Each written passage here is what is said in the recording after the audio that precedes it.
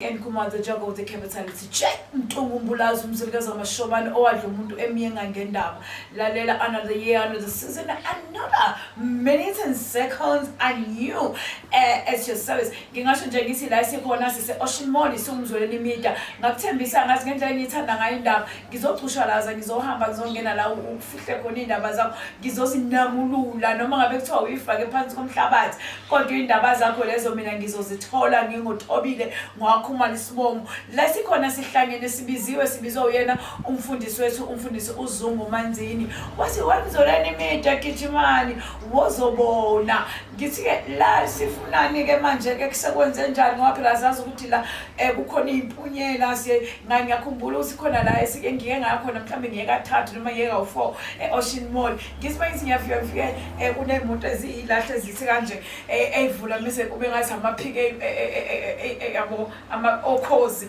kodwa namhlanje uthi mesibiza ubaba uZungu esibiza nabo baba ucele nobaba uMatshona bathi wozani mzweni media sizodumisa uNkulunkulu sodumisa uThixo ngempela bafethu ibalekile lento yokuthi singamfihli uNkulunkulu wethu akukho la kuthi uJesu akadeserve ukungena khona uJesu ungena noma ikuphi la ifuna ukuthi abe khona in only if wena ufuna ukuthi mina Nkosi yami whatever you do in the season don't do it without me mfundisi siyabonga kakhulu ukuthi uke wasimema ngiyacabanga ukuthi ke omunye uselangazelela ukuthi abuze ukuthi kwenzakalana engeke ngixoxele wena ozoyibonela wena angithi nje asinje tshwelele intatheli yethu isithathela yonke noma isithathela isithwebulela lonke uhlelo ukusuka nokuhlala kwayo mzoleni media ngicela ukubuyisela kuwena baba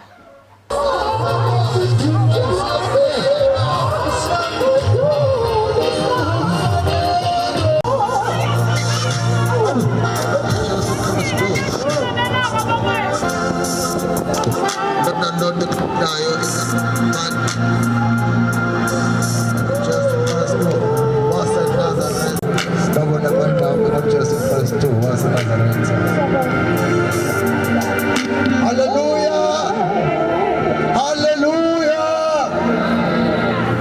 Ngicela ubakhona wakuthi wenze kahle waba khona kule ndawo. Hallelujah! Hallelujah! Sisho yasekhaya. Umlilo kaJesu wami ufutha ngaphakathi kwami wona uhlala ungifusele umlilo kaJesu wami umlilo kaJesu ufutha ngaphakathi kwami uhlala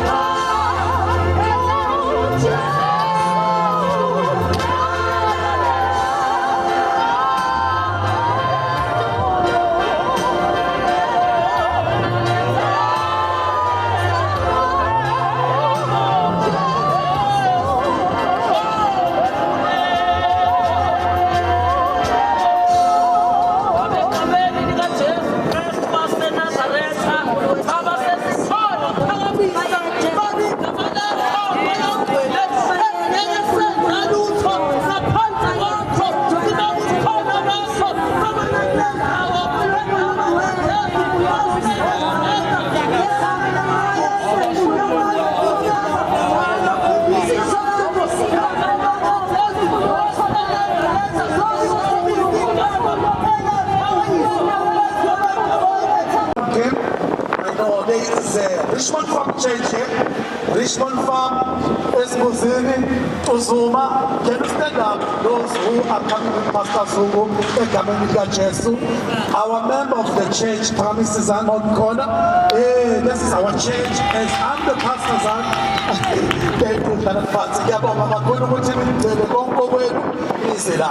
Okwami kufishane manje ngoba isikhathi sethu sincane. From 9 now kuyaqala kuyathikwa. 11 o'clock everything will be done. All the speakers will be speaking here. They must speak with the knowledge that we are marking the time. So nami ngizoba mfishane kakhulu ke. While we are here, remember we are pray for our kids, pray for even our government, Department of Education, Department of Transport, Department of Health, Department of Army, and also with our stakeholder. I'm calling who Amategis, Bazalwana Association, and we are using the bus and the taxis. All these things, fathers, in this is Katsaman, Kubakoni Zigos in Kakwe, Abanta Makaba, Tunyezwa, Emakaya, Neabanta Bakuna Kubazega, Abanagile. Also, even our business, Ocean Mall, Mshanga, I'm talking about all the tenants, I'm talking about the store. We need to pray. Ukulukula intervene. Even there is nothing else we can put like water and oil, but we can put God and do things. Sometimes in your store we need God. Sometimes in your home we need God. If in your staff you need God. That's why we are here to say, God, look Ocean Mall right now and lay down your angel and see what their people look and what their people need. Even our management, we need God to abstain and Ocean Mall with marketing. So ngizokhala ke ngimukele imida yethu bengisashona isifuza we-Black Life, but uNkulunkulu ngihamba ngendlela wavela wambambela iy'thandwa zami zithene ziy'thanda. I'm going with Pastor Zumu everywhere. So sengizobona kuma-social media. Even this event will come on social media, will come to YouTube, will come everywhere. I want to thank you Bafethu Bront, umama wethu Chris, to allow me to use this place. It's not allowed me, allow our God to use this place. As we are here for God. So God is already intervened. So I also want to thank Ubaba Pilane, the management yami Mvula yonke, abantwana bami bakaMpambanyoni. Then bese kuba ma-tenants wonke, nibonile banginikile ihlalo, angikhokhanga lutho, ngishayela ihlombe, uBlack, uPerede, nabo bonke bebefisa kodwa besingeke siye kanye kanye. Akaniphinde ngishaye ihlombe, ngishayele iy'tolo ezilebelele. Bese ngiphinda ngibonge uCheckers bazalwane. uCheckers isitolo sethu isona sisilekelele kanye noChrist bazama amanzi wanina amanzi. Siyabonga xa nishayela ihlombe bazalwane. Abangayeki ukwenza njalo, abaqhubeke. Ifika uNkulunkulu njani ifike izinkomo. Siyabonga. Now water means in water isho ukuthi we are already back. So now when you come in with water, kushuthi kumele siwele iJordani, there is fight esikhuluma ngayo. So ngiyabona ukuthi bengadingekile bedingakala amanzi nje. Sithi masikhuleka sikhala siphuza amanzi. Not even ukudla bazalwane. We thank for that. God will take over. Ngizobingelela ke uMamNcube ashayeke asukuma shaya ihlombe. Simshayela ihlombe uMamNcube. Is from Norway. uMamNcube is the pastor bazalwane ubekeziwe. Bese ngiba nomntana wami uYashni bazalwane ose Ocean Mall. Yashaya ihlombe nefamily yakho ukhona egameni kaJesu from United Business Center. Nginokapteni bazalwane uthe ufuna ukuyizela yena. Ukapteni wamaphoyisa ePine Town. Wathi lalela Zungu ngizodeploya yonke into. Bayeza ngizobona kuzophithizela. Ayisuka.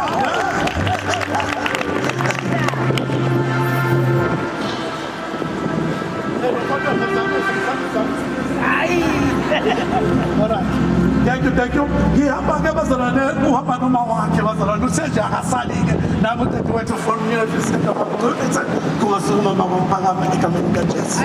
Ngiyalabana ke angisanoze nje isikhiso sinamandla. Right, you know Bishop wethu uBishop uNcuma sabona la kanye kodwa uNkulunkulu wasikhonethisa amazulu njalo. Bishop Nxumalo from Maritzburg. Bishop Nxumalo from Maritzburg. Let the Bishop Nxumalo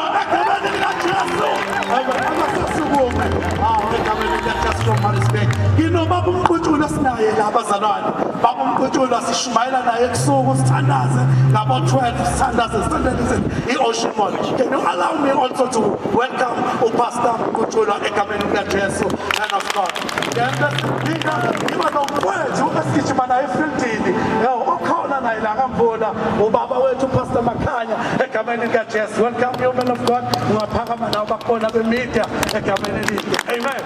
And then sengiba number 1 udokotela okhulisa umama uThiyana egameni likaJesu uJobe akasukume egameni ozama lungile sekunjalo zobo bomjana egameni likaJesu. Yes, thanks. That-ke nginoma wami uMano nodadewethu bonke ngizocela abafethu ngoba ngisambonanga kahle ngenxa yesikhathi abakhona pha ngino Ntolo seshone Ntolo mamon. Okay. Ngicela ukubingelela i-worship team egameni likaJesu. Imizwilili yasemazulwini. Hallelujah. Ngibingelele bakithi ne-keyboardist yethu ngithi nje our band. Hallelujah. Ake sinyathele ke sithi uyigqoka kanje siqale ngeprogram ngoba khona izinto esizoyiqala. Kukhona into esizoyiqala. Kukhona amabhizinisi esizowaphakamisa. Hallelujah. Amabhizinisi azozala amanye. Hallelujah. Kukhona business woman. Sizovala iminyango yemkhathabo umnyama. Hallelujah. Ake siyinjezele. Injezele lapho muntu wami. Injezele dade. Esikakhombisa mhlawumbe ukuthi uJesu ufikile. Indawo egameni likaJesu.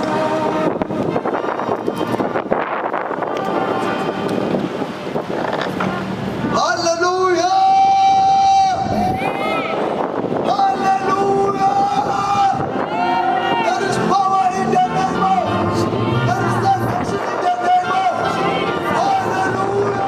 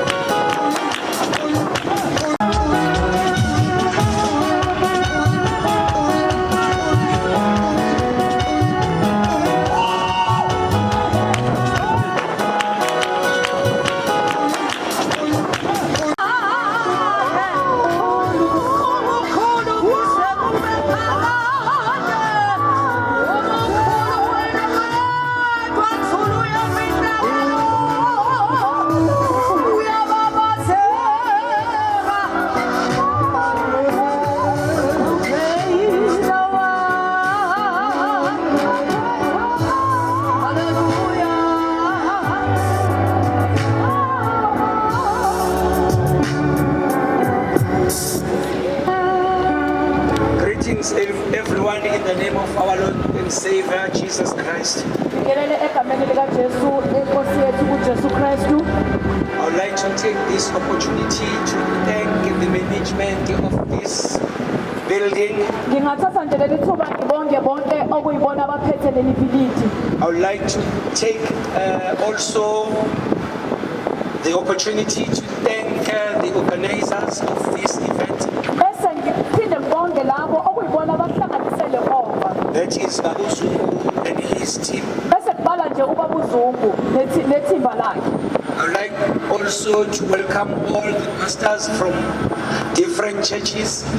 Amkele nje bonke abafundisi ngokwekhundla zabo nangokuphuma kwabo emabandleni abawaphethe. I would like also to thank if there are any visitors from this place, I would like to welcome them in the name of Jesus as well. Ngiphinde futhi ngamkele labo abavakashile abayizivakashi abakhona kule ndawo. To our police commissioner, let me call him that way, I would like also to salute. Sase-Pine Town. Let us give God a big hand of applause. Siyakusukuma sonke leshaya izandla sishayele uNkulunkulu wethu. Let us give him a big hand, a big hand, Ngiyenzeni izandla ezinkulu. a big hand that he deserves. Izandla ezinkulu lezi That he deserves. I think that is not yet enough zilungele yena futhi lokho because he's the only God. Awu yena yedwa uNkulunkulu. By Bible said one day all the knees shall bow, iBhayibheli lami lithi wonke amadolo ayakuguqa, all the tongues shall confess izilimi zonke ziyakumemezela that he is the only one. Oh, uNkulunkulu. I don't know even if there are other names that we take them as big as we do. Noma kukhona amanye amagama athatha But one day all those names will bow under his name. wonke lawo magama ayakuguqa. Hallelujah. Amen. Hallelujah. Amen. Because I want to be as short as the orange juice. Mina nje ngifuna ukuba ngiphushane njengojuice we-orange. Let us go to the book of Mark. Siye ngencwadini kaMarko. Mark chapter 5. uMarko esifani sesibani. But my message will be taken from Mark chapter 4 as well. It Umyalezo will wami include Mark chapter 4 and Mark chapter 5. umyalezo wami uyawuthatha kuMark chapter 5 nakuwona u4.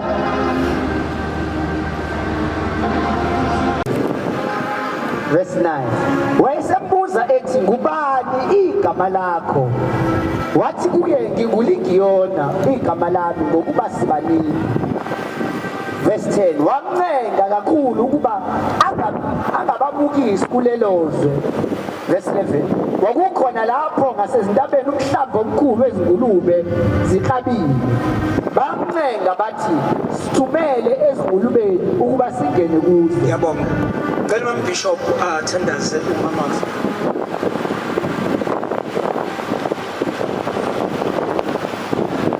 Baba uthongwele, Baba wethula amandla onke, uNkulunkulu wethongwele, nansi inceke yakho uNkulunkulu wethu, sihlale wena Baba wethula amandla, bese sikhuluma wena uNkulunkulu wethongwele, izwi lakho linamandla, izwi lakho liyaphilisa, izwi lakho lingumbhoshongo Baba wethongwele, balekela kulo uyakulondela Baba wethongwele, vula inhliziyo zethu Baba wethu nengqondo zethu kuba zizwe ngomsa Yesu Kristu waseNazaretha, amen. Ngicela ukuphuthuma ke bazalwane. Can I just hurry up for a minute? Indaba yami iqala ku chapter 4. My story starts at chapter 4. Ngesikhathi ethi uJesu kubafundi bakhe When Jesus said to his disciples, asiwele siye ngaphesheya. we may cross over. Uma ngase uyibheke isikhathi athi abawele ngaso When you look at the time when he said kwasekuqala ukuhlwa it was about to dawn, bese beyasuka bahambe. and they started leaving from there. Ngesikhathi uma engena emkhunjini When they enter in the boat, uyalala yena it sleeps. ngesikhathi sekuhlwa. When it's dawn, Ayibonge Nkosi. man, Isikhathi sokuhlwa empilweni yomuntu the time of darkness in the life of a person isikhathi la kuza khona izinto ezimbi. is where hardship comes. Izinto ezimbi nezikwehlelayo Bad things come to ayifiki ngesikhathi they kuyisemini. don't come in the daytime. Zizofika ngesikhathi maqala ubamnyama. They come in the night. Ingakho uJesu ekhetha isikhathi santambama That is why Jesus is chosen at the night. ukuthi abawele so that lento izozwakala kahle. That they may cross over because you will able Ngoba to. wayazi ukuthi ohambeni lwabo kuzoba khona istorm. He knew it that in their journey there'll be a storm. Esasizomprepare ukuthi uyafika ku chapter 5. That is going to prepare you for chapter 5. Amandla kaJesu The asebonakele. power of Jesus has been seen. Hallelujah. Amen. Ngalesi sikhathi uma istorm sifika When the thunderstorm comes, akona wonke umkhumbi noma akona wodwa umkhumbi osemanzini. not all the boats were in the. Yayikhona neminye imikhumbi eyayikhona. There were other boats in the sea. Hallelujah. Amen. But sizwa ukuthi istorm sahlasela la. But we hear that the storm has attacked this particular boat. Not ukuthi kwakuyistorm, It was not a storm. but ukuthi uNkulunkulu avele kwistorm. It was for God to be revealed in the Ngoba storm. isimo nesimo esingena kusona Because every situation that sikhonela ukuthi uNkulunkulu avele. is just made for you to. uNkulunkulu akayenzi noma akasinikezi isimo esizoba lula nje. God does not give you a situation that's going to be easy. Noma ngabe ubona ngazuthi wena silight kangakanani. Even if you see it's late, But uNkulunkulu ukuthi avele. but it's for God to be revealed. Hallelujah. Amen. Lana ku chapter 5. When we look at chapter 5, Lana sebefikile ngaphesheya. when they reach across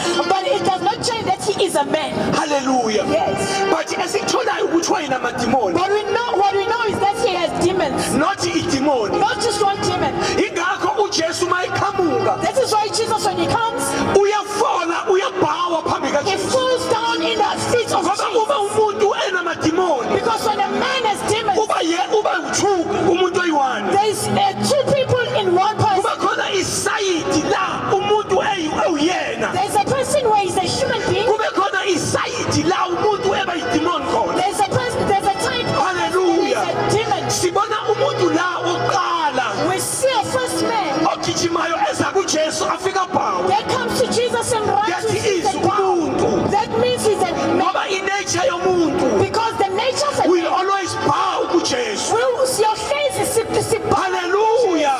Uyagijima uza kuJesu ufika uyabhawa. He runs to Jesus and bows down. Le nature yesibili The second nature eyamadimoni of the demons, izothi kuJesu, Jesu sinamsebenzi muni nawe. it says what work or what job you have. Obonayo ubone ngasuthi into eyi1. What is someone that Kanti says izinto it's eziwu-two. one, but it's two things. On the other side Kwelinye side, uthi sinamsebenzi muni ngawo. he said what work or trouble you have. On the other side Kwelinye side, uthi wena uyindodana kaNkulunkulu ophezukonke. and then he says you are the man or the son of God Almighty. Hallelujah. Amen. Hallelujah. Amen. Hallelujah. Amen. Lithi-ke iBhayibheli lo muntu wayehlala emathuneni. The Bible says this man was living or staying. Akekho umuntu owayekwazi ukuphila naye. No other person can live with this person. Because even ama-chain angakanani wayewabreak. Even the greatest chains that were holding him, but he Ngisho ozankosi bamaphoyisa wayebabreak. even the chains of the policemen would break. Agijima entabeni afika ayikhwebhe ayisike ngamanje. He will go to the stones and cast himself Ngoba wayenomoya wasemathuneni. because he had the spirit of the tombs. Hallelujah. Amen. Hallelujah. Amen. Umoya wasemathuneni uyambulala umuntu. The spirit of the tombs just kills a person.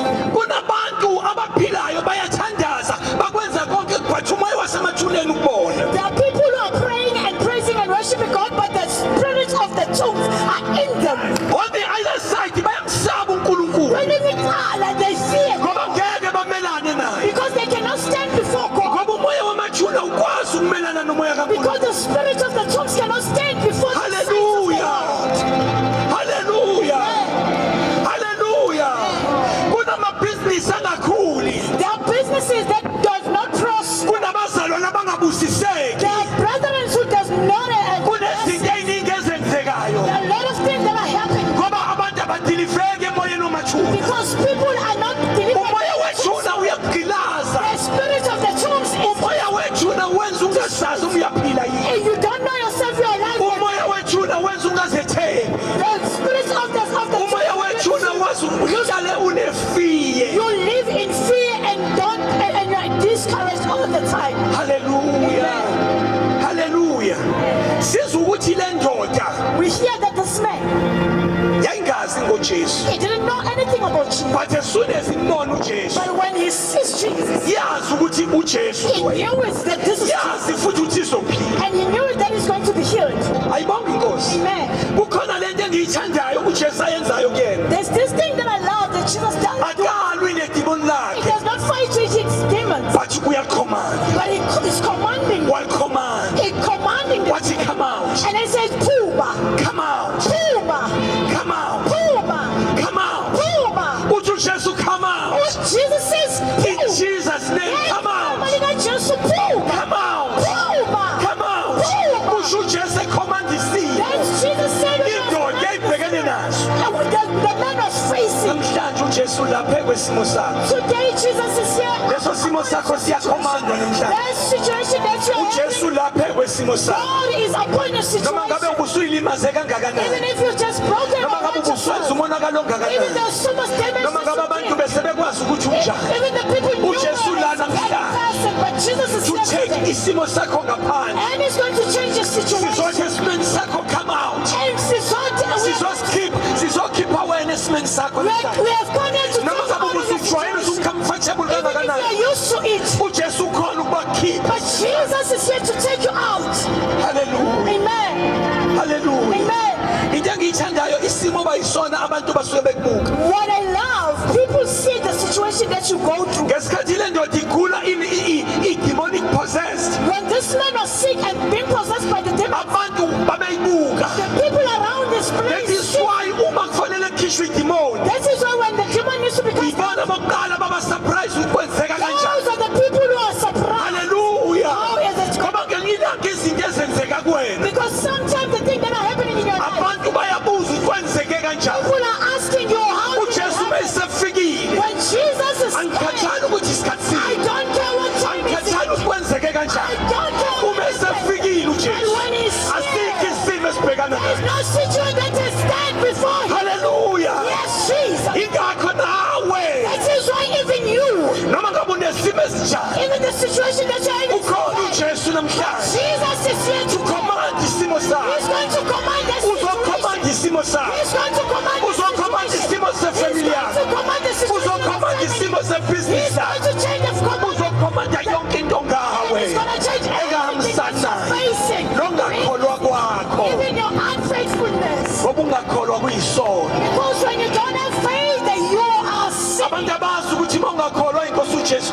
isono leso. Who don't know if they don't believe, they have sinned. Hallelujah. Hallelujah. Yes, Jesus.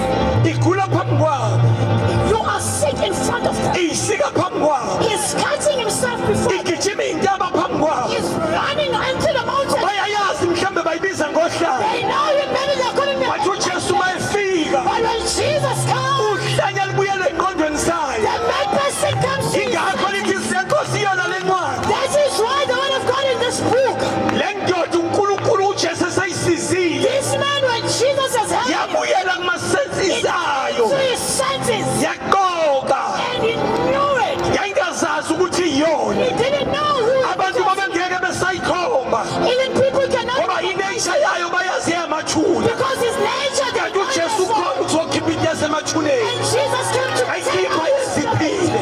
and it does not live in him. Angilazi ithuna namathuna okuwona. I don't know what tombs the way you are. Khona abantu abaphila impilo yasemathuneni. There are people who are living a life But of namhlanje sila kweNefesani. but today we came in Nelson La kubizwa khona yonke into iyimali. and they call everything, they're calling Ukuthi money. uJesu khona. They say Jesus is Can here. change your situation. Uzakushintsha isimo Can sakho. change your situation. Uzakushintsha isimo Kunabantu abaphuza bengathandi. There are people who are drunken and they don't Kunabantu abalwayo ubusuku nemini. they fight day in and day out. Kunabantu abakhalayo ubusuku nemini. They are crying day in, day Ngoba out basemathuneni. because they're in the church. But Jesus is here today. Why don't Jesus Ukuze azokukhipha emathuneni. so that they take you Hallelujah. Yes, Jesus. Yo, yo, yo, yo, yo. Oh, no, mama. Oh, la, la, la, la. Messiah. Mighty Jesus, mighty Jesus. Mighty Jesus, mighty Jesus. Mighty Jesus, mighty Jesus. Oh, Rababo Shaka. Oh, Rababo Shaka. uJesu wehlile Jesus is king. ukuthi azokhipha wena. That's who will save you. Ufuna ngaphandle He kwamathuna. wants you out of the Ufuna tomb wena. because he wants you. Oh yeah. This is the cause. The word of God says, Emva kokuba le ndoda idilivekile ekuguleni kwayo. when this man was being delivered from his sickness, Wathi uJesu ayiphindele ngakubo. and Jesus said, go back to your place where you Iyoshumayela ngakubo. and go and preach the word. Ngoba uJesu uma ekwenzela umsebenzi When Jesus is doing his way, akadingi udumo lwakho. he does not he needs Ufuna you. uhambe uyotshela abantu. So he needs you to go back and tell people what happened. Hallelujah. Thank you, Jesus. Hallelujah. Thank you, Jesus. Ingakho ngelinye ilanga uJesu That is why Jesus one day, ngokwesizini erong when it was a very wrong season, uyahamba uya esihlahleni somkhiwane. he just went to the tree of Ulindele ukuthi umkhiwane awuthele. and then he's waiting Ngoba for ulindele ama-fruits because he wants the fruit ngesizini erong. in the wrong season. uJesu mezofika kuwena akanendaba nesizini. Jesus, when he's coming to you, he does not care about Noma the ngabe season. ithini isizini uJesu ulindela kini. Even if it's which season you are in, but Jesus is waiting for Awufuneka the fruit. ukuthela. If you cannot be fruitful, uJesu akulindele. and Jesus is waiting for you, Sibani bayibani. don't count them. uNkulunkulu ulindele ama-fruits kuwena. Jesus is waiting for the fruit from you. itheli If you're a believer and you're not ingekho into oyithelile fruitful and nothing is being, ungenawo ama-fruits waprodusayo you're not producing any fruits. khohlwa ukuthi uyakhona Hey, just forget this. unkulunkulu akanendaba nokuhlabelela kwakho Jesus does not care about the worship. unkulunkulu akanendaba nokukhuthala kwakho Jesus does not care about the ungenawo ama-fruits awadingayo Hey, if you don't have his fruits, ingakho lithi izwi lenkosi ngelinye ilanga this is why the word of God says one day ujesu mayekhuluma elinganisa ngamathalente awanikeza when abantu Jesus was doing an illustration about the talents. ekugcineni uthi ulindela abantu bawasebenzisa At the amathalente end, he was waiting for men to use their talents. akanandaba ukuthi uzofukuthini kuyena He don't care what you're gonna say to him. lindela ama-fruits He's waiting for the fruit. Hallelujah. Yes, Jesus. ujesu esekusizile When Jesus has helped you, sisele ukuthi uhambe utshela he has helped you for you to go out and testify. It's not for you. angeke ujesu akusize asize wena aphinde futhi asize ukuthi kusizakale wena He cannot just help you for you to be helped. He help okwethu you. ukuthi asiphume le moli idinga thina This one needs us. kunabasebenzi abangezwani la There are workers who does not get along. kunabasebenzi abathakathanayo la There are workers who are bewitching each other. kunabasebenzi ababanga ikhundla la There are workers who are fighting for kunabasebenzi authority. abafa kubanjwa ikhundla la There are people who died here because they fight. sila But today we are here. kunamabhizinisi okufanele ngabaphumelela waphumelelayo There are business that are supposed to be prosperous, but they're not Control prospering. management Hey, but in the management, ukuthi abezwani they don't get along. i-management yahluleka The management cannot do but it. today Jesus is here Kodwa namhlanje uJesu ukhona. Jesu khona namhlanje Jesus is here today. khipha abantu emathuneni He is taking out the people from ukuze the top babuyele so kuNkulunkulu that they will go back to God. ngoba uNkulunkulu usilindele embusweni wakhe Because God is waiting for us in His kingdom. haleluya Amen. haleluya Amen. haleluya Amen. bengeke uNkulunkulu athi asothandaza la God would have not said we must come and preach. for nothing bengeke azathi asize la He would have said we must come here. engekho umuntu amdingayo If He did not need uNkulunkulu anyone. akadinga abantu abaningi God does not need so but many people. uNkulunkulu udinga umuntu But God is looking for one uNkulunkulu person. udinga indoda God is looking for one man. akanendaba ukuthi sebekulevelishe He bakubiza don't care what they have but labeled as you. long as uNkulunkulu kuyena But God is, as long as God is God in you, kufanele ubuyele kuJesu you need to go back to Jesus.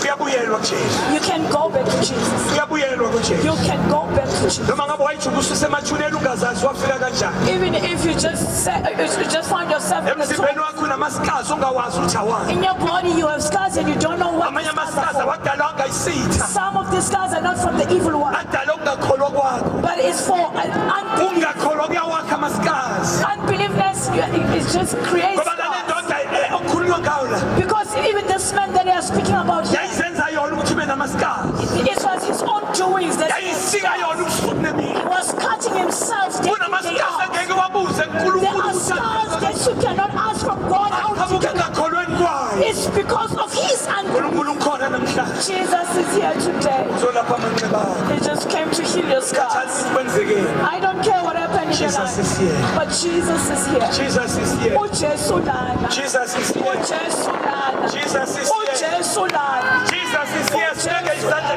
ngenyawo sonke Can we all stand in our Jesu feet? ulana namhlanje Jesus is here today. ulana kulemona enkulu Jesus is this big and huge bone. kulemona edumile In this okuza kuyona abantu abanemali people who have bathi money, abanye babo bazofa balala they come here but they will die bathi empty. bayadinga ukuyisana noNkulunkulu But they need to come home back to God.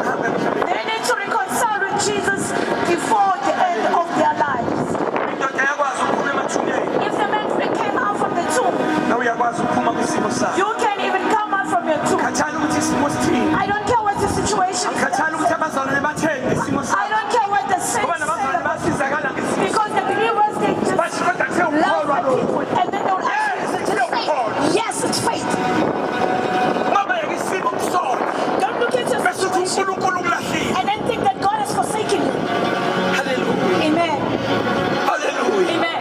ngizomemezela namhlanje I have come to announce today ukuthi ukhona uNkulunkulu that Jesus is here okhipha umuntu ethuneni that can take a person from the tomb amenza ahlale eduze kwakhe and he will make him to stay or dwell with Inkosi him. lendoda isifuna ukuhamba noJesu The word of God said this man wanted to follow No, Jesus. no, no. And Jesus said, no, no, no. hlala wena hlala lapha Stay there. phindela endaweni yakini Go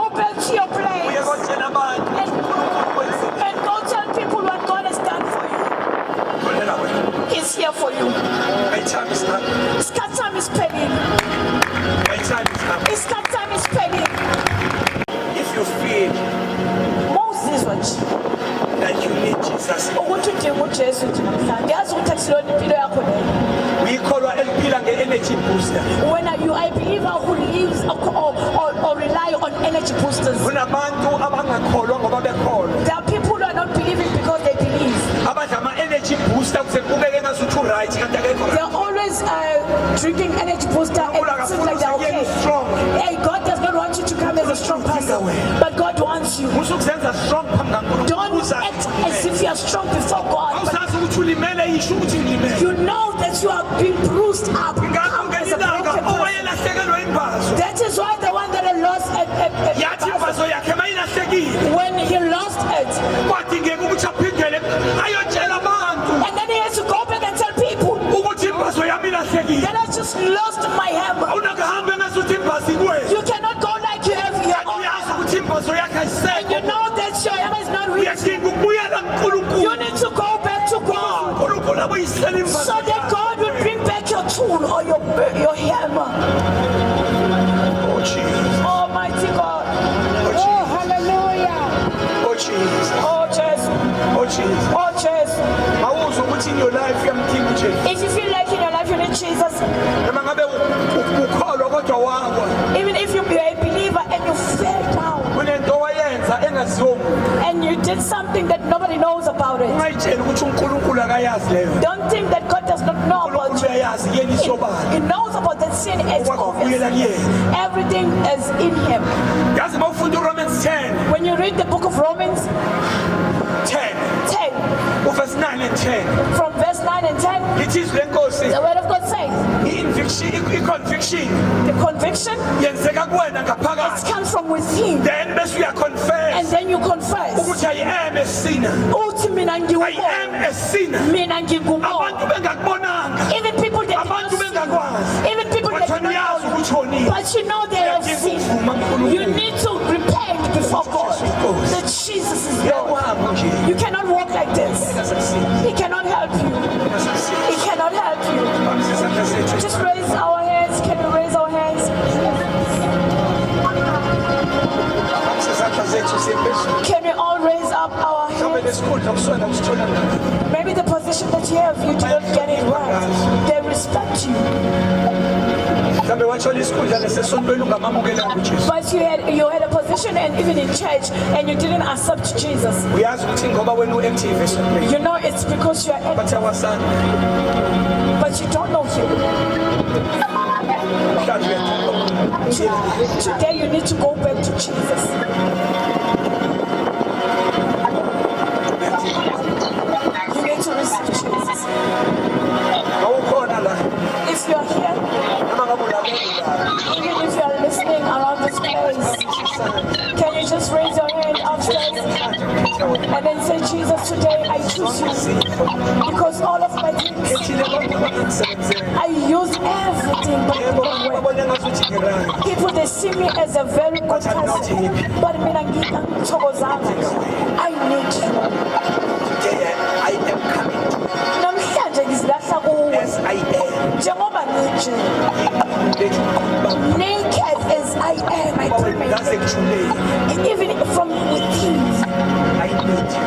Ngiyakudinga. Lezi nyembezi engiyikhalayo These tears that I'm crying, ziyaphela hey, today is the last time I'm going to cry because I'm receiving. ngizokwamukela endaweni ebizayo abantu abadisambane lapho. I just came here to receive you, Jesus, Unokwamukela endaweni ejini. in a very place where Olwami usindiso luzoba sendaweni ebizayo. my righteousness or my salvation is here because my life is so. Thina ngekwazi elibizayo. He bought me with This is why kufanele kwamukele le moto. That is why I need to receive you in this place that is so expensive. Mawuzwa ukuthi enhliziyweni yakho. If you hear of your heart that you need to receive Christ, Quickly come forward. cela uzela ngaphambili. Quickly come forward. Phuthuma nje uzela ngaphambili. Sizokhuleka nawe ngesibuzo ukuthi awukwenzelani. We're gonna pray with you. We don't gonna ask anything. Just come forward. Cela uze nje ngaphambili. Jesus is here. uJesu lana. Jesus is here. uJesu lana. Jesus is here. uJesu ulana. Jesus is here. uJesu ulana. Jesus is here. uJesu ulana. Jesus is here. Jesu ulana. Phela uzokhuleka egameni likaJesu. In the mighty name of Jesus. Hallelujah. Amen. Phela uzokhuleka egameni likaJesu. Phela uzokhuleka egameni likaJesu. Baba wethu angcwele, haleluya. Wingcwele Jesu. Baba wethu namandla.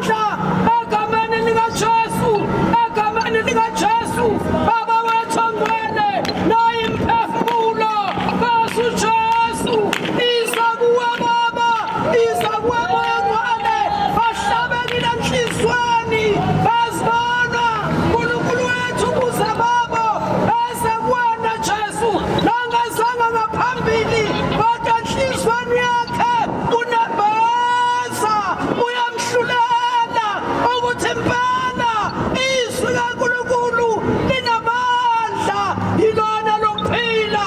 Siyabonga baba ngalaba abahlabekile bangayifihli bangayiqinisa inhliziyo zabo beze ngaphambili egameni likaJesu. Thank you Lord. Amen. Hallelujah. Thank you.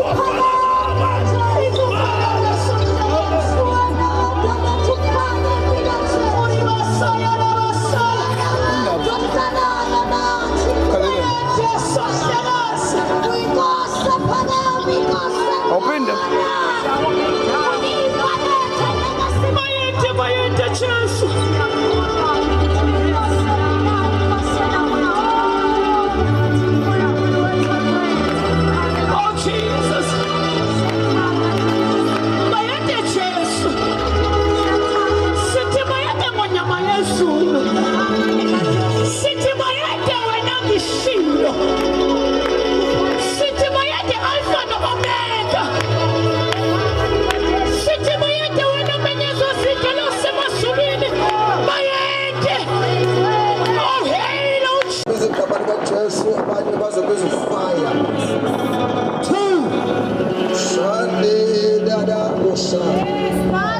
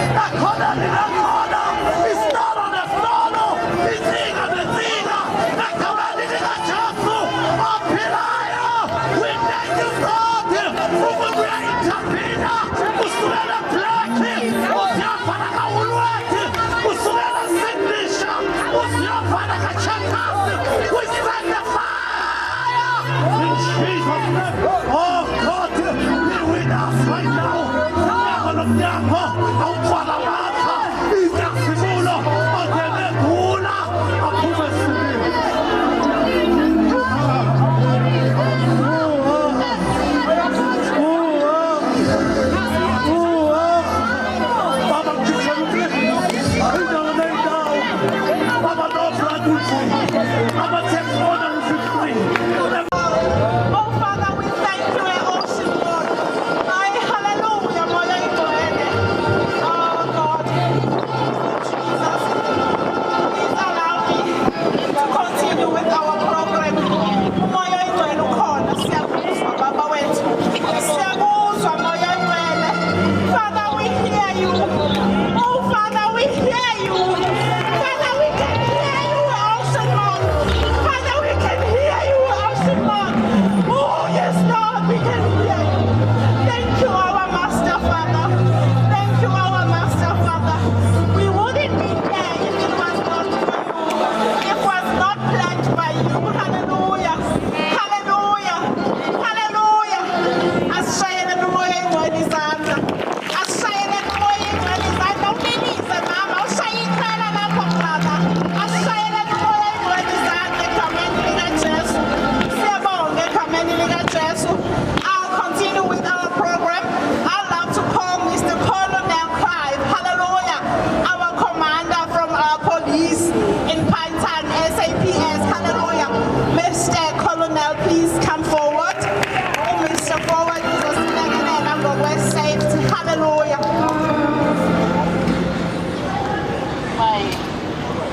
In the name of Jesus, good day to all the pastors, all protocols observed, and thank you to the organizing committee who invited us to be present at this event. I am Colonel at the SAPS Pinetown. The pastor just gave me a few minutes to interact with the group today and advise about the current cybercrime that's taking place. Nowadays, all of us have cell phones, and we are also using the banking apps. But people out there, the scammers, the fraudsters, want to take advantage of our people. So when you are applying for a loan, or you're doing transactions, payments, normally the bank will send you a one-time PIN.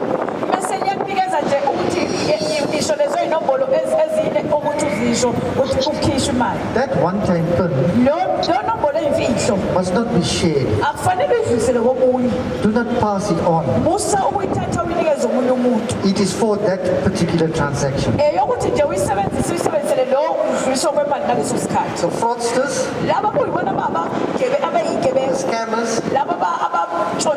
will trick you to give them that one-time PIN. And when you give that one-time PIN, they download your cell phone with the contacts.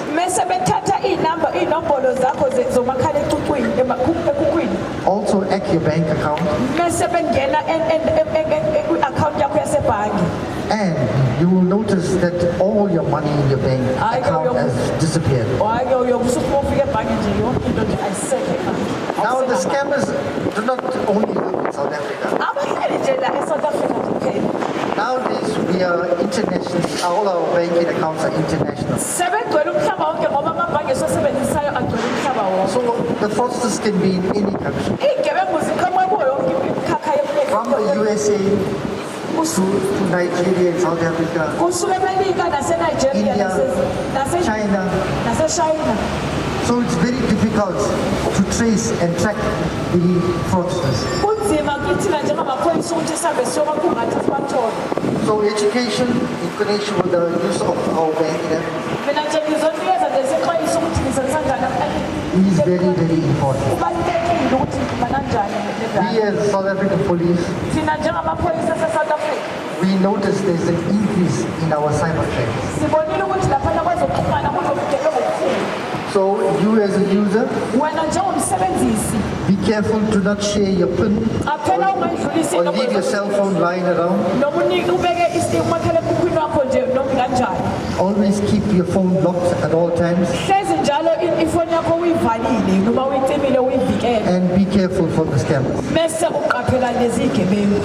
We as a police, we rely on the community Thina nje njengamaphoyisa nje sithembelekile njengomphakathi to give us the information and share crime. ukuthi nisinikeze nje yonke imfihlo lezi ezenzeka laphana ngakhona. So as a universal number, the 10111, Njengoba nje ngizonikeza inamba nje ehamba nje umhlaba wonke ithi 0111 to report your crimes. bese uyakwazi ukuthi ubike ubugebengu bakho. Get to know the CPFCD area, Qhubeka nje wazi nje o-CPF abasebenzayo the station management, nabaphathi be-station and report your crimes accordingly. bese uyahamba uyobika wonke amacala enzeka eduze kwakho. And always keep the South African police in prayer. Bese njalo hlezi ngikhulekela nje abasemaphoyiseni. Thank you. Ngiyabonga.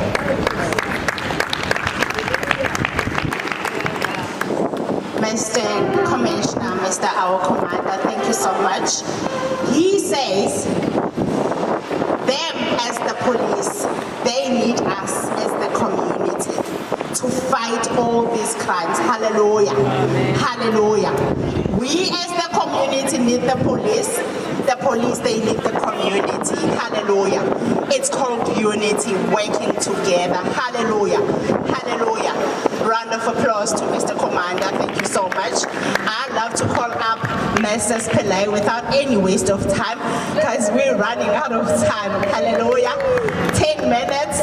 So, hallelujah. Hallelujah, my lady. Thank you. Hallelujah. Greetings in Jesus' precious name. Thank you, Siyabonga, Baba Zungu. Thank you very much, Mr. Zungu. Pastor Moses Zungu, thank you, Siyabonga, for calling me here. And not forgetting Bishop Majola. We need to keep him in prayer. Please pray for him. Him and here.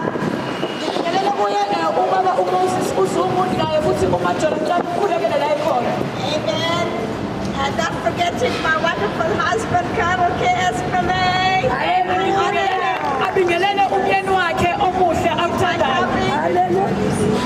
And my pastor, Pastor Anthony Ganesan. And New Life Christian Center. Amen. My opening scripture is taken from Isaiah 41 verse 10. It says, fear not, I am with you. Do not be dismayed. I am your God. I will help you. I will strengthen you. I will uphold you. I don't know if anyone wants to read the scripture quickly. Mighty God, we thank you for this day. We worship you. We've come here this morning with a message of hope, fresh hope. Hope for our nation, hope for our families, hope for our community, hope for ourselves, hope for our children, hope for our schools, hope for our churches, wherever it is. We need a fresh hope. There's fear, there's pandemonium that's broken in our country now. It's breaking out in our community. People are running hither and hither. But the Lord says, come, call upon me. I will show you great and unsearchable things. It is time now to look to Him. To Him, Jesus, the only one. He's the author and finisher of our faith. Look to Him, for whence cometh thy help? Thy help cometh from the Lord. It's not time to think this time. It's time to look to the Lord and call upon Him. Amen. Amen. Hallelujah. Amen. Almighty God. Have we got that? Isaiah 41 verse 10. Amen.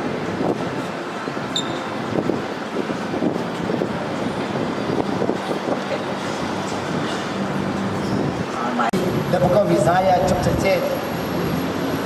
Chapter 41 verse 10. As it reads, fear not, for I am with thee. Turn not aside, for I am thy God. I have strengthened thee, and have helped thee, and the right hand of my just one hath upheld thee. Amen. My next scripture is Isaiah 43. Verse 40. Isaiah 43. Isaiah 40 verse 31. Isaiah 40.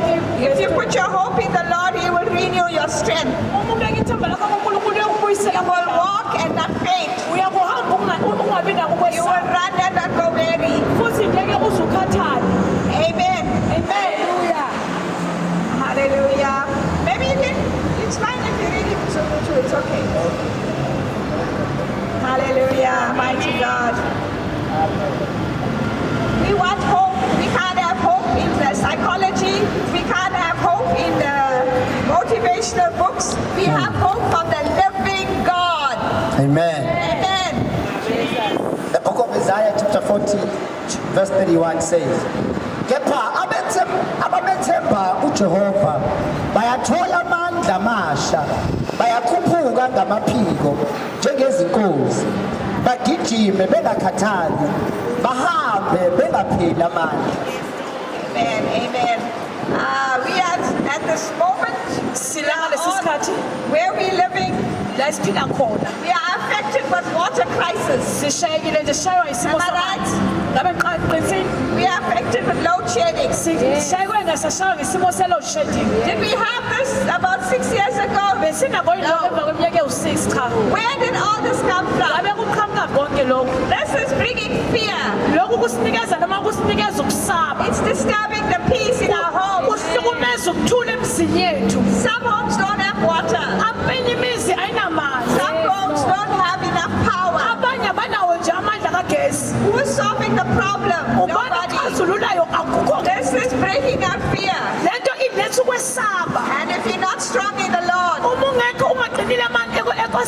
and the enemy is coming roaring, shouting, he's seeking who he may devour. But we're coming this day with fresh hope. Put your faith in the living God. Jeremiah 29 verse 11. I have plans. The Lord says to prosper and not to harm you. Plans for a hope and a future. It's not for some people. For everyone who reads the Bible. Every believer who believes in his heart and confesses with his mouth that Jesus is Lord and Savior.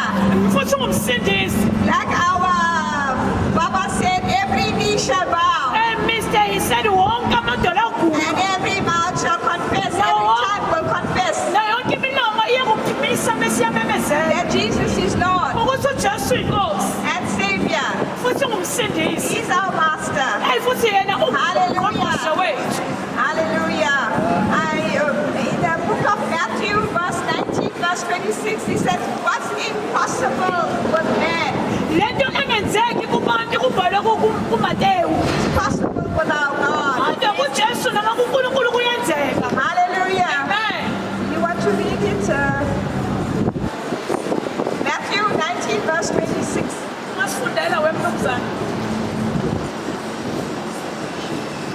Matthew chapter 19 verse 26. 26. Kepha uJesu ebabheka wathi kubo, kubantu akunakwenzeka, kepha kuNkulunkulu kungenzeka konke. Hallelujah. Amen. What am I saying in all this? All the crisis, the crime with phones,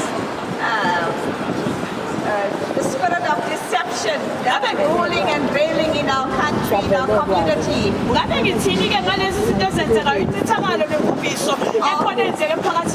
All the crisis, water, and load shedding.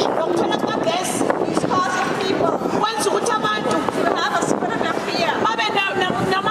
nomoya wokwesaba. But this day, Kodwa namhlanje there's a band of believers. njengoba mina ngisikholwa We thina break the spirit of fear. sizobhidliza umoya wokwesaba In Jesus' mighty name, egameni we likajesu. release the power of faith. Sidedela amandla okukholwa The word of God says, ngoba izwi likankulunkulu lithi if we have faith as little as a mustard seed, uma sinokwakhona noma kuncane njengeso lenhlamvu esinabo you will move mountains. singanyakazisa You will move mountains. singanyakazisa Hallelujah. indaba. Mighty God. Hallelujah. Karabashaka, karabashaka. Hallelujah, hallelujah. Mighty God, mighty God.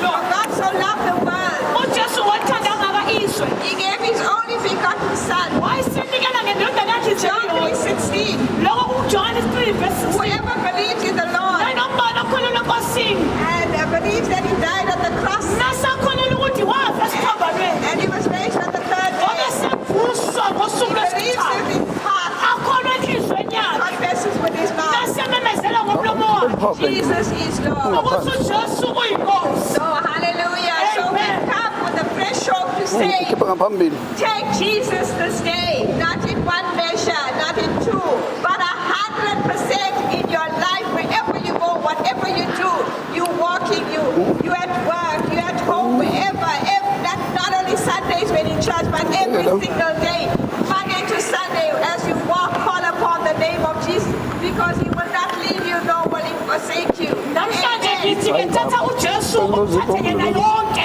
impilo yakho yonke uyahamba uyavuka uyalala uya noma ikuphi la uyakhona kodwa namhlanje ngithi mthathe ngokuphelele egameni likajesu. He's the only God that will make a way where there's no way. Hayi uyena yedwa unkulunkulu yakwenza indlela la indlela ingekho khona He'll make every crooked path straight. mesenze indlela zakho ezigwegwile ziqonde. Amen. Amen. Let me just pray. Father, we bless you, we worship you, we praise you, we magnify you. Hallelujah. Amen. Hallelujah. Amen. Bazalwane lokho isikhathi siyahlupha ayibonge inkosi. Time is very troublesome. So kodwa ke ngizocela sike singabhoreki bazalwane ayibonge inkosi. I don't know us. Sonyakaza nje noma umzuzu owodwa. Can we Hallelujah. just shake our bodies just a Siyakaze nje minute? umzuzu owodwa Just ngoba a minute. kunento egijimayo emthanjeni yethu. There is something that is running in our bones. Hallelujah. Amen. Asusizono zami ahlanza inhliziyo amandla amandla kamoya egameni lenkosi yethu Jesu Pastor, in the mighty name of Jesus, bonke baba from heaven, the fathers omama insizwa nentombi haleluya and the ladies. ubaba ke uNkulunkulu lo njengoba sekushiwo Mr. Kutulo is standing here. noma ubaba uMpofana haleluya I say I am Mr. Kufana. sikhona ke sinayo ubaba uZungu la emall haleluya Here went Mr. Zulu in this morning. ifoundation bazalwane yalesimangaliso esikhona namhlanje Foundation of this miracle that we are having here today into le engakaze yenzeke singakaze siyibone is something that never happened before. it's because uma sila emsebenzini When we are here in the workplace, every day zonke insuku, siyathandaza we pray, siyafundisa we read the way. uma sikule ndawo When we are here, so okudala ukuthi namhlanje kwenzeke isimangaliso esifana nalesi this is why we see such miracle like this. kuzothi emall engaka In this huge mall, Oceans Mall we call it Ocean Mall. 5-star mall I mean, imall esekhomela phezulu. kuzoba nomkhuleko Let's say make them praise. ayibonge inkosi Yes, Lord. angithi siyavumelana sonke bazalwane ukuthi kuyinto engakaze yenzeka so uma seyenzekile-ke manje When it's just happened, isiyakala it's starting. ayibonge inkosi Amen. okubiza ukuthi asithandaze lesi isiqala Can we pray for this start or the beginning? sonke bazalwane injongo-ke ukuthi sikhuleke ayibonge The inkosi purpose is for us to pray. sizothandazela zonke izimo We're going to pray for everything. izimo ikakhulukazi siyabona eSouth Africa We see the situation that we encounter in South Africans. kuchitheka igazi The blood has been shed. abantu bayafeyila emabhizinisini abo. People are failing in their businesses. Abantu benza izinto eziphambene People are kunokuthi. doing something that are not good or evil. So sizothandazela lezo zinto We just came here to pray for those things ukuthi uNkulunkulu angenelele. so that God will intervene. Kodwa kunjalo bazalwane. Even if it's so, Kunezinto esazi kahle there's something that we know. ukuthi angeke zishintshe. There's one, it cannot change. Kunezinto ezikhona There eBhayibhelini are some things that are in the Bible ukuthi ensukwini zokugcina that in the last day, kunezinto there eziyokwenzeka. are some things that are going Uma to thina sikuJesu When we siya-understand. are in Jesus, we do understand. Kodwa kubiza ukuthi asiqhubeke sithandaze. But it's called for us to keep on continuously praying. Ayibonga Nkosi. Amen. Isikhathi sami sincane kakhulu My time bazalwane. is so small. Kodwa angazi babishop, angazi baba. I don't know, Mr. Bishop. Angazi noma i-coincident noma uNkulunkulu yini. Is it a confident or Ayibonga is it Nkosi. Incwadi kaMark oyifundile. God? The book of Mark that you Incwadi read, ekade ngihleli kuyona. it was a book where I Zonke wanted lezi. to all this I was so surprised. iBhayibheli lami nginebhayibheli efonini. iBhayibheli lami leli livulwe umfowethu. because my Bible was being opened by Uma elivula when he opened ngathi it. ngiyayibona intambo yami ukuthi kuyo. And then you see Uma what seyishilo ubaba encwadi. and when it Wathi said the wrong, ngiyayibona the ngathi verse. angazi. And then I said I don't Ayibonga know. Nkosi. Amen. Kodwa bekhuluma bazalwane ngizocela nje ozosifundela vule nje khona lapha ya. Ngiyadlula kakhulu ngiyagijima. Ayibonga Nkosi. wathi ukuba ambone uJesu eseku wagijima wakhuleka kuye. Hallelujah. Verse 6. Kwathi kuba mbona uJesu wagijima wakhuleka kuye. Ayibonga Nkosi. So nasiphi na isimo, haleluya. Kodwa uma sibona uJesu siyakhothama. Ayibonga Nkosi. Nanoma umuntu osekhaya owenza iGBV, haleluya. Ehlukumeza ekhaya. Kodwa uma amkela uJesu leso simo siyakhothama. That situation will bow down. Ayibonga Nkosi. Zonke izimo uma sibona All uJesu the situations siyakhothama. will bow down. Ivule. Verse 8. Sengihlala phansi. I'm sitting down. Haleluya. Isimo nesimo, haleluya. Uma ubuka leya ndoda, haleluya. Yayihlala emathuneni. It was always in the La truth. kuyona into ayithandayo ayiyenzi. Whatever that he Kodwa wants, lebe yenza he ayisayithandi. does not do, but he does what he does not like. Umuntu verse 8 ngeke sengihlala Verse phansi. 8. Verse 8. Ukuba wathi kuye, uma kulo muntu wayogcina Yes, 9. wayesembuza ethi ubani igama Yes. lakhe. Wathi kuye, Hallelujah. Yes. Ayibonga Nkosi. Ayibonga Nkosi. Akabonga uNkulunkulu. Hallelujah. Okay. Sasibanga umsindo kulungile sokhuluma ngomlilo. Hallelujah. Amen. So ke manje bazalwane ayibonga Nkosi. Uma namhlanje bangcwele, Uma esagijima hallelujah. When he was Esilimaze he emathuneni. was cutting himself. Ayibonga Nkosi. Kuyena manje uma kuphuma igazi. When the blood was Buhlungu. coming out, it's Kodwa painful. kuyena kumnandi. But from him, Isimo siphambene. the situation Ayibonga is Nkosi. So manje kuyena izinto iphambene. From him, Kodwa uma kufika uJesu when Jesus comes buza ukuthi ubani. and he's asking him, who are Igama you? lakho. Who is Uthi your ngoba name? sibaningi. And then he said, we are Igama lami nginguLigiyo. That's why we're so many. Lalela. Listen. Ngokwelanguage yabaseRoma. The language from the Romans iLegion on legions. kwakuyiviyo lamasosha. It was a crowd So of kunomuntu ngoba wayekwazi ukuphuloza Nkosi. This person was Ekwazi able to ukuphula break the amaketamo. chain. He was Wayengedwa. He was not alone. Umwami ubulala abantu. He goes around and Awedwa. unoLegion. Umwami urepa amantombazane. You go around Awedwa. You are not alone. You unoLegion. have legions. Ayibonga Nkosi. So lo muntu bazalwane So this akasayiphileli man is yena. not living for Into himself. nento wrong oyenzayo. Everything that you are doing unoLegion. wrong, you have legions. Lalela uma sithandaza When we pray, sikhashula amaketamo. we break the chain. Igama likaJesu. In the mighty name of oLegion All bayasuka. the legions, they must leave. Ayibonga Nkosi. Yes, Lord. oLegion bayasuka. All the legions Igama must leave. In likaJesu. the name of Jesus. Uma simemezelela igama When we call upon konke kuyenzeka. everything happens. Kunabantu asebelala otshwaleni bengathandi. People are drunk and they Baphethe don't like it. oLegion. The legions are in them. Kunamantombazane ahlale They phoyini. are But in the mighty name of Jesus, it's coming out. Oh, Yalama. Ay, siyabuya sizala. Lokho sesikwenzile isimasho Whatever that we did is sekuzokwenzeka okungaphezulu kuthina ngoba sesisukile. the Lord is going to do a miracle Ngenxa thing. yesikhathi nangenxa yokuthi sikubhizinisi. Because of time and because we are in the business place. Ngiyacela bafowethu sikhulekeni sonke. Can we all pray in the mighty name of Jesus? Mamthiyane sondela mntakazi. Mrs. Mtiane, can you come forward? Sizokhuleka sivalele enkonzo. Let us pray and But close this uNkulunkulu service. wethu sewuwazile manje. But our God has listened to us. Asithandazeni. Baba wethu Baba wethu ongcwele, Baba wethu onamandla, uNkulunkulu wethu. Ukuthi Baba usizile umnyango.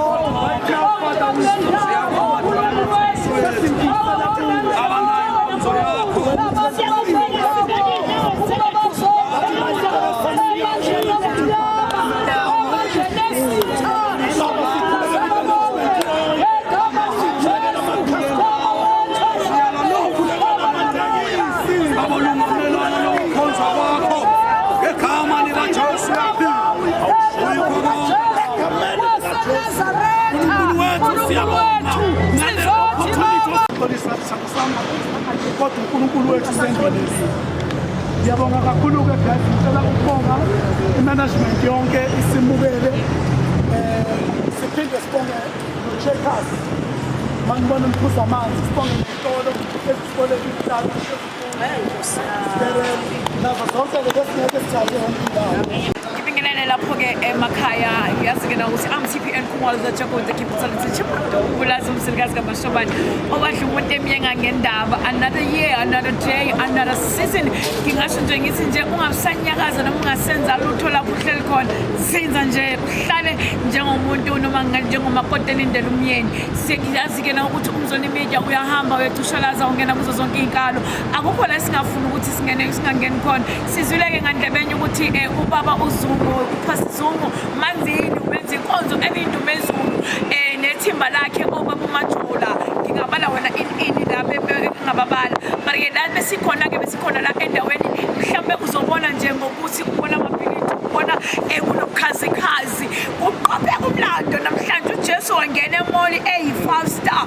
Eyi bafowethu, kanti lo Jesu njani hayi angiyeke leyo ngoba nje besenithi mina ngiyathanda ukukhuluma ngoba mina njalo ngiyazi ngagunyipere. But-ke ngingaloke ngishona nale ngilana ngihamba noma bami abazositshela ukuthi how do they feel, ubani umama oseduze kwami. Ngikhaxiwe ibhokodo namhlanje abakade bemele iqiniso bethi endaweni yase Ocean Mall yila sizodumisa khona uNkulunkulu. Mama Mthiyane ngiyabingelela egameni likaJesu. Haleluya. Hayi bakwethu silibonile usuku ngabingelela nje noma balalela phana usho nje salibona ndumelanga abushengi ndimatekwane noma ngathi nje shalom kusasuqedela konke. Amen.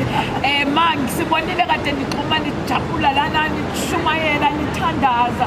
Yini inhloso noma yini imbangela yalolu suku lwanamhlanje?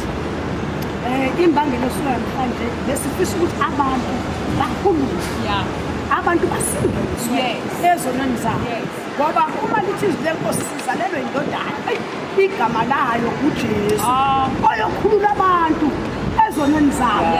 Manje ngoba abantu bagcinazekile bakithi, abantu abakhululile, abantu bahamba bembethe uma ngikotha ngeizwi kancane lapha yakuJohn ithi okholwa indodana unophilo phakathi, kodwa angakholwa akayibona ukuphila, kodwa angakholwa intukuthelo kaJehova ihleli phezu kwakhe.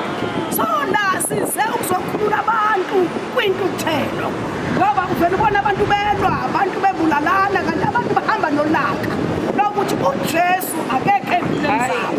So namhlanje ke bakhona abakhululiwe bakithi, bakhona bangene begula bahamba sebephila, abanye bebesilunguza ngamawindi phezulu beyidonsa lento baphulukiswa. So sizothi siyabuya ngumvangeli Mthiyane ngisefolweni phansi komfundisi yalo FCC Apostolic Faith Mission, kodwa akukhulu kakhulu simemezela ngoJesu. uJesu owafa wavuka wafela bonke abantu ukuze abantu basindiswe ngoba namanje lihlatshiwe ibuthu lethu siyephasikeni bazalwane sikhonzo wafa wavuka ukuba kavukanga ngaba simkhonza kodwa simkhonza ngoba wafavuka iyona kuphela indoda eyahlula ukuhlala ethuneni kodwa wonke amadoda angenile ethuneni afika bona namathambo kodwa yena wavuka namathambo akhe ephelele uyena-ke lesimmemeselayo ukhona uJesu ophilayo ukhona uJesu ophilisayo ukhona uJesu oyimpendulo yezwe olonakele ogcwele incithakalo masefikile uJesu ufika lethu ukuthula. We don't walk by sight, but we walk by faith. Esibona namehlo sibone samba ngamawa abukabuthi sibona dibelang abshank usizodwa nahlala ngiyabingelela abalaleli lapho yesele uma ngumfubi lo khulumayo abamazi kahle bathi bambiza ngomfula bathi umfula ongenisayo ithi yehle eminye imfula ibikhuphuka yona lo mfula so nje ngiyabingelela siyabonga kakhulu ngenkonzo kade ikhona ekade lana besihlangana nje sibikela uNkulunkulu ngaso sonke iphithiphithi ezikhona ekunalelizwe elilaphana u1 Timotheo chapter 2 uma ufunda lapho verse 6 uthi ngokuba munye umlamleli phakathi kaNkulunkulu nabantu emunye umlamleli phakathi kaNkulunkulu nabantu kodwa lo okuyena umla umuntu futhi la kuxathene khona kudingeka umuntu lapho umuntu exabene noNkulunkulu kudingeka umuntu okuyena lithi wasinikela waba inhlawulo yamuntu ukuze kube uyifakazi ngalesisikhathi esiyiso besizele ukuzobuyisela izwe uNkulunkulu ngoba uthi asikhulekele ngisho abaphathi bezwe ngoba izwe libathembile kodwa amazulu athembe indlalifa zamazulu ukuthi bethi sebebekiwe mase siyaqhamuka sithi ngokuba munye umlamleli athi ngakho qala kukho konke athi ngiyayala ukuba ukhuleka nokumisa nokubonga kwenzelwe abantu bonke uthi amakhosi nabo bonke abakhulu lesizathu ngihlale kahle ngezizotha ngokuthula nangezinto ezipheleleyo. If my people who are called by my name, they will humble themselves, I will save the world. Singasho njalo, and that's what we can say. And this beautiful and wonderful morning that we are in today, we are saying, if we just get it here today and we pray for this nation, we prayed for this land, we pray for this month, we believe and we know that God will intervene in anything that they go through, because the word of God says, whosoever they receive the prophet in the name of the prophet, he will receive the reward of the prophet. To all the managers and to all the people who are here, the visitors who are coming from all over the world. We saw the Chinese guys, we even saw the whites, the Indian, even the blacks. They were here enjoying, passing through the presence of the Lord. I'm TP and Kumalo, the Jago with the capital letter J. Until we meet again, we ask now. Gisazo boya gisosi J. Giguma mtungu mbulazo msiligazi kama shoma lwaje kudemia ngendaba. Gisazo boya second of twice. Hallelujah. Yo, ay bafowethu, ay yabona kwekosa ngiso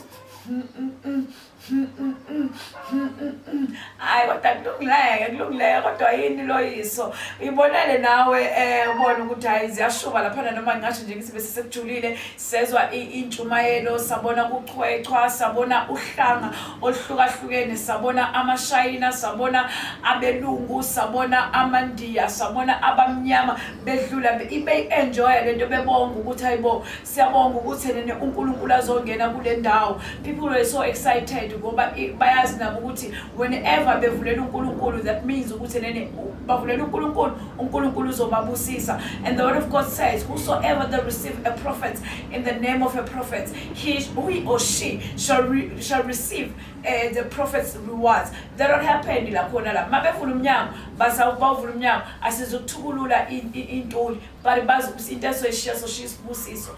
Thank you very much to everybody. Noma ngingasho nje ngithi siyabonga kwena baba uManzini, siyabonga kwena baba uMajola nayo babucele nisibiza nithi asikhichimeni sizobona ngempela sibonile angeke ngize ngisho ukuthi sibheme sakholo kodwa ngingasho ukuthi we saw and we believe but into ebaluleke nakonke ukuthi simbonile uNkulunkulu ehamba ngeenyawo. So ngingasho ngithi nje usuku lwana namhlanje, it was a blast.